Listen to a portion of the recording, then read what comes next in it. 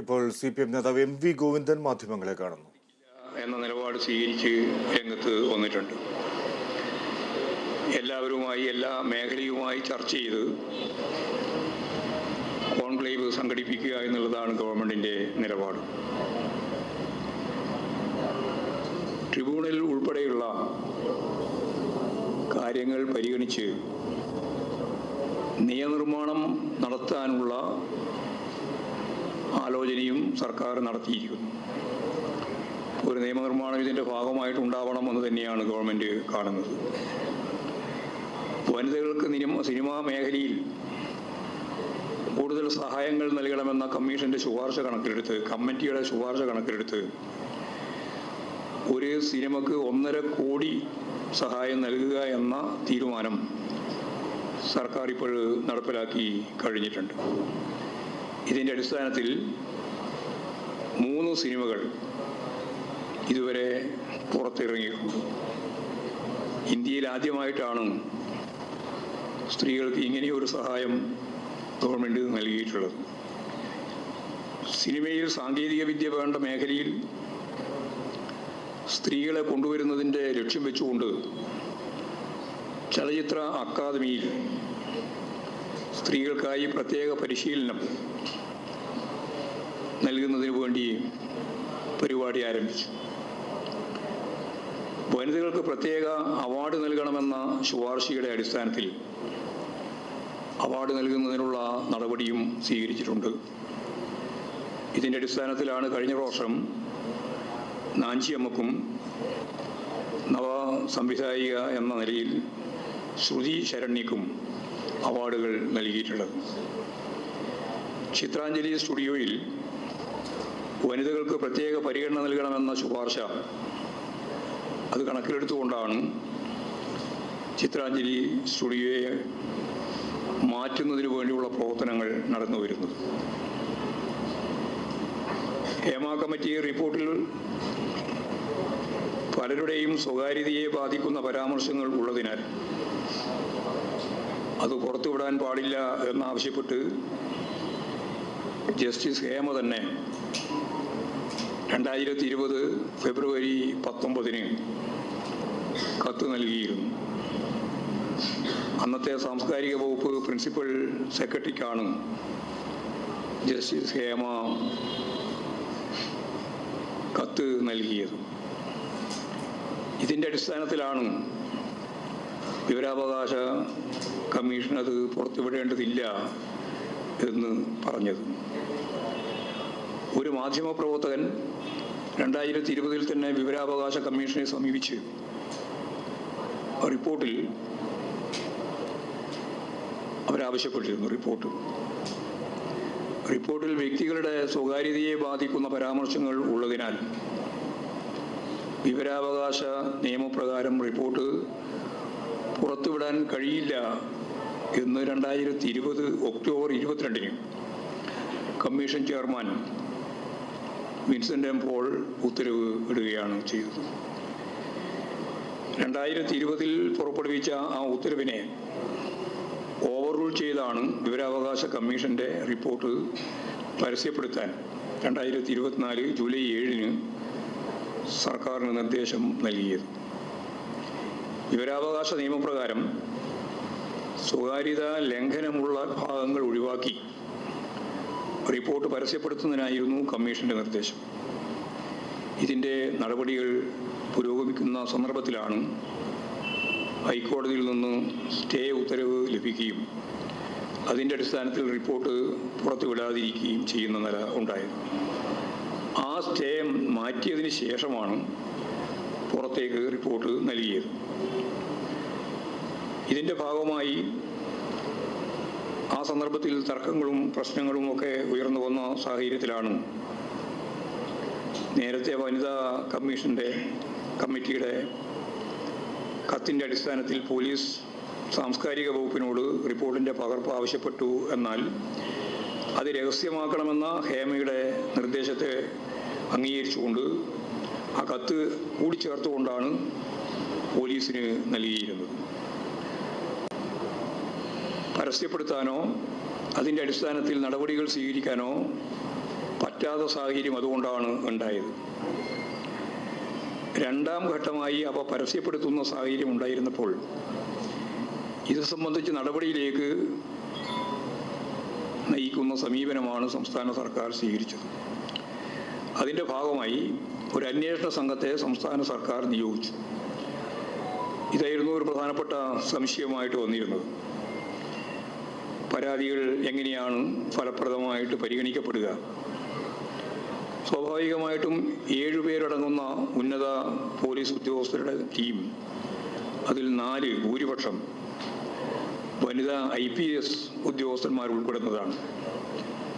അവരാണ് ഇപ്പോഴും അന്വേഷണം നടത്തിക്കൊണ്ടിരിക്കുന്നത്.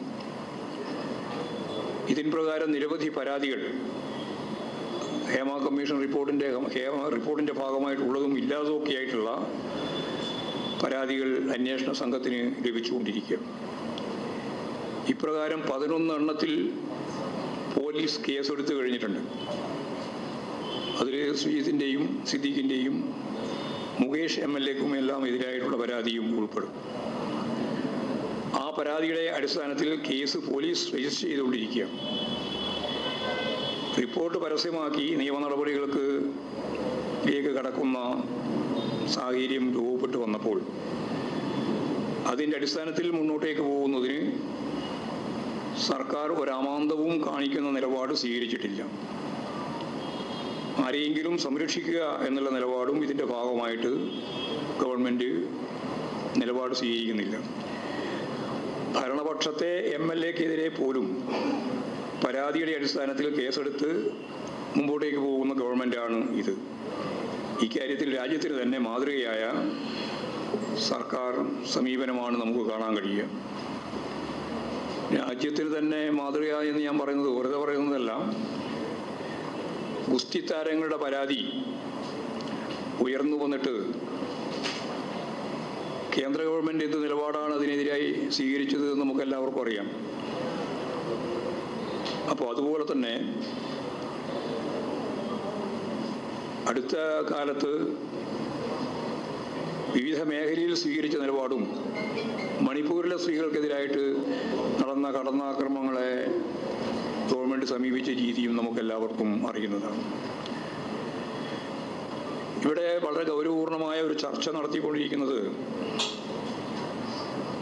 മുകേഷ് രാജിവെക്കണമോ എന്ന ചോദ്യമാണ്. മുകേഷിൻ്റെ രാജിയെ സംബന്ധിച്ചുള്ള വലിയ രീതിയിലുള്ള ക്യാമ്പയിൻ കേരളത്തിൻ്റെ പല ഭാഗങ്ങളിലും നടന്നു വരുന്നുണ്ട്. ഞങ്ങൾ ഈ സംബന്ധിച്ച് വിശദമായ ഒരു പരിശോധന നടത്തി. നാഷണൽ ഇലക്ഷൻ വാച്ച് റിപ്പോർട്ട്, അതാണ് ഇന്ത്യയിൽ ഇതുമായി ബന്ധപ്പെട്ടുള്ള ഏറ്റവും പ്രധാനപ്പെട്ട റിപ്പോർട്ട്. ഇന്ത്യ രാജ്യത്ത് 16 MP-മാരും 135 MLA-മാരും സ്ത്രീകൾക്കെതിരായ കുറ്റകൃത്യങ്ങളിൽ പ്രതികളാണ്. 16 MP-മാരും 135 MLA-മാരും സ്ത്രീകൾക്കെതിരായ കുറ്റകൃത്യങ്ങളിൽ പ്രതികളാണ്. അതിൽ BJP 54, Congress 23, TDP 17, Aam Aadmi party 13 എന്നിങ്ങനെ വിവിധ കക്ഷികളിലുള്ളവർ ഇത്തരം കേസുകളിൽ പ്രതികളായിട്ടുണ്ട്. അവരാരും MP സ്ഥാനമോ MLA സ്ഥാനമോ രാജിവെച്ചിട്ടില്ല. കേരളത്തിൽ ഇപ്പോഴ് 2 MLA-മാർക്കെതിരായി കേസുണ്ട്. ഒരാൾ ജയിലിൽ തന്നെ കിടക്കേണ്ടി വന്നിട്ടുണ്ട്. കേസ് ചാർജ് ചെയ്ത് കഴിഞ്ഞിട്ടുണ്ട്. നേരത്തെ ഇതുമായി ബന്ധപ്പെട്ട സംഭവങ്ങളിൽ എടുത്ത നടപടി നമുക്ക് മനസ്സിലാക്കാൻ സാധിക്കുന്നതാണ്. ഉമ്മൻചാണ്ടി, കുഞ്ഞാലിക്കുട്ടി, അനിൽകുമാർ, IB ഈഡൻ, പീതാംബരക്കുറുപ്പ്, ശശി തരൂർ തുടങ്ങിയവരുടെ എല്ലാം പേരിൽ ഇത്തരത്തിൽ ആരോപണങ്ങൾ ഉയർന്നു വന്നുവെങ്കിലും അവരാരും MLA സ്ഥാനമോ MP സ്ഥാനമോ രാജിവെച്ചിട്ടില്ല. മന്ത്രിമാരായിട്ടുള്ളവർ ആ സ്ഥാനം രാജിവെക്കുന്ന സ്ഥിതി ഉണ്ടായിട്ടുണ്ട്. എക്സിക്യൂട്ടീവ് സ്ഥാനം, അതാണ് മന്ത്രി എന്ന് പറയുമ്പോൾ ഉള്ള പ്രധാനപ്പെട്ട പ്രത്യേകത. അങ്ങനെയുള്ള സ്ഥാനത്തിരുന്നു കൊണ്ട് അന്വേഷണം നടക്കുമ്പോൾ ഉണ്ടാവാൻ ഇടയുള്ള ഇടപെടൽ പാടില്ല എന്നതിൻ്റെ അടിസ്ഥാനത്തിലാണ് മന്ത്രിമാരായി ഇരിക്കുന്നവർ ഇത്തരത്തിലുള്ള പ്രശ്നങ്ങളിൽ ഇടപെടുമ്പോൾ അവരെ മാറ്റി നിർത്തുക എന്ന കാര്യം ആലോചിച്ചത്. കുഞ്ഞാലിക്കുട്ടി ഇത്തരം കേസിൽ പ്രതിയായിരുന്നപ്പോൾ മന്ത്രിസ്ഥാനമാണ് രാജിവെച്ചത്.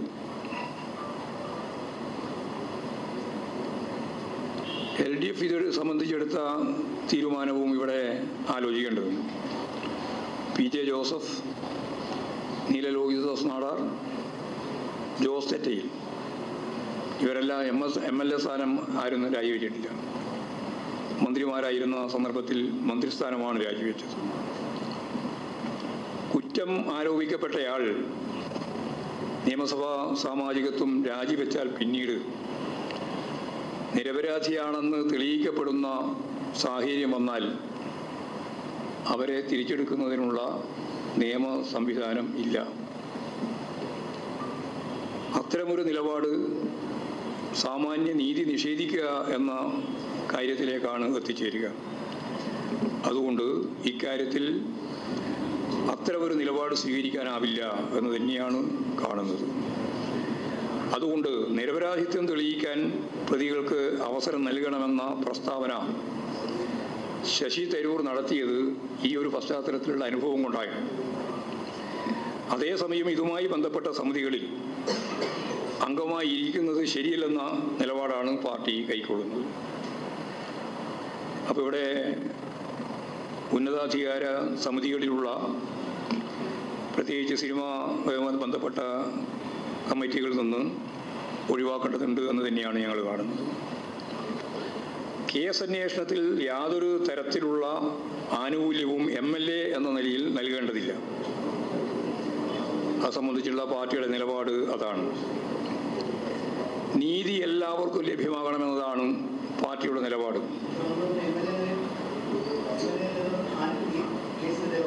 കേസ് അന്വേഷണത്തിൽ യാതൊരു തരത്തിലുള്ള ആനുകൂല്യവും MLA ആയി എന്നുള്ളത് കൊണ്ട് നൽകേണ്ടതില്ല. ഇതാണ് പാർട്ടിയുടെ അഭിപ്രായം. നീതി എല്ലാവർക്കും ലഭ്യമാക്കണമെന്നതാണ് പാർട്ടിയുടെ നിലപാട്. അത് ഏത് ഉന്നതനായാലും നിയമത്തിൻ്റെ മുന്നിലേക്ക് കൊണ്ടുവരണമെന്നതാണ് പാർട്ടിയുടെ നയം. സ്വതന്ത്രവും നിഷ്പക്ഷവുമായ അന്വേഷണം ഇക്കാര്യത്തിൽ ഉറപ്പുവരുത്തണം.